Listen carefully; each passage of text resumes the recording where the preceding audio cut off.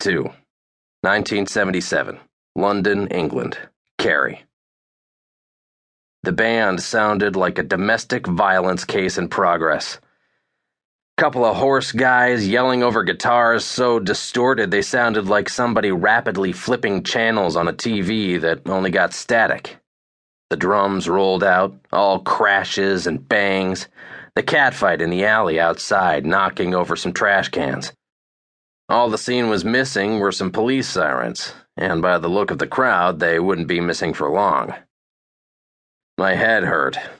I'd been wearing the same socks for about 2 weeks and was just starting to realize it.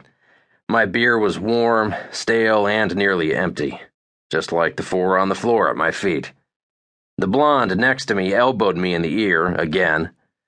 She was blitzed. She'd bounced her tits right out of her shirt 2 minutes ago and hadn't even noticed yet. It was about as close to a perfect night as you could ask for.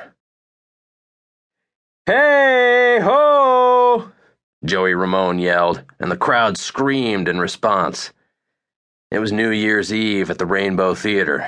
I was doing everything I could not to be happy, and it just wasn't working. I would have spat in your eye if you'd told me this last month, and I'll do worse if you ever tell anybody I said it now. But goddamn if the British punks couldn't teach us Americans a thing or two. There's an anger to the scene here that makes it feel fucking vital. It has to do something, succeed or explode in everybody's faces, or dance a merry jig and poop in the corner.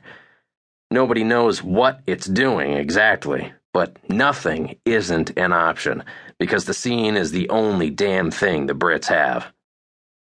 I love New York like the filthy whore she is, but sometimes concerts there feel like fashion shows, and the line out front of a venue is a place to be seen.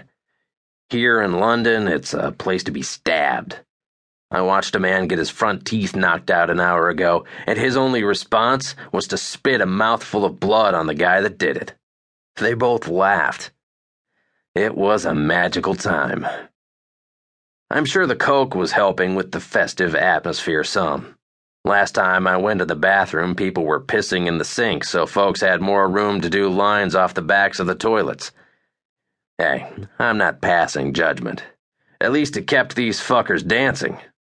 I've been to a few shows where more people were sleeping than listening to the band. The only drug I'm against is heroin because it keeps you from dancing, fucking, and fighting.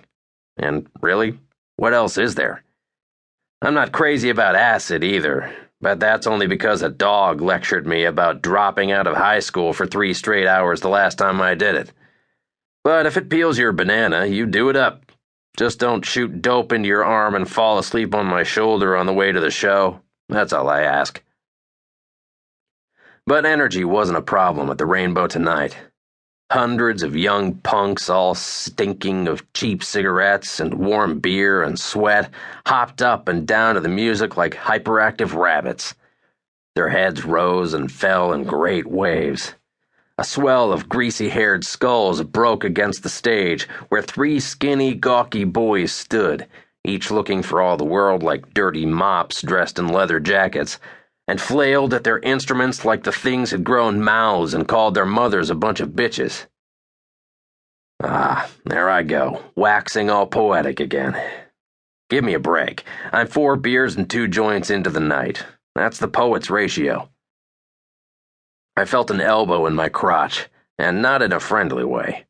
I grabbed the attached arm and looked down into the raccoon eyes of a short, white girl, just a touch on the pudgy side. She had a streak of crimson zigzagging down the back of her shoulder-length hair. It matched the smear of blood on her black painted lips. There was a look in her eyes that said she hadn't gotten it in fun. She was wearing thick leather bracelets, black and purple leggings torn at the knees, under a tight black miniskirt and dusty combat boots. A plain white t-shirt, just a bit too tight, read, "Punk's not dead, it's just pining," in magic marker. She sneered, flipped me a V with her fingers, I guessed that didn't mean peace over here, and wrenched her arm away from me. She swam into the crowd, and I let her.